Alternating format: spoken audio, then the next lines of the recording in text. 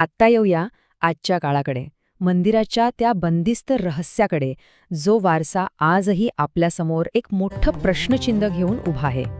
या मंदिराने खूप मोठा प्रवास पाहिलाय. बघा ना, साधारण 1250 मध्ये बांधकाम सुरू झालं, 1258 मध्ये ते पूर्णही झालं. पण मग 16-17व्या शतकात त्याचं मुख्य शिखर कोसळलं. आणि मग आला 1903 सालचा तो महत्त्वाचा निर्णय. ब्रिटिश प्रशासनाने उरलेल्या सभामंडपाला वाचवण्यासाठी तो आतून पूर्णपणे वाळू आणि दगडांनी भरून टाकला. हा आहे त्या सभामंडपाचा क्रॉस सेक्शन. यावरून दिसतंय की आतली सगळी जागा वाळू आणि दगडांनी कशी खचाखच भरली आहे, जेणेकरून भिंतींना बाहेरून आणि आतून दोन्ही बाजूंनी आधार मिळेल.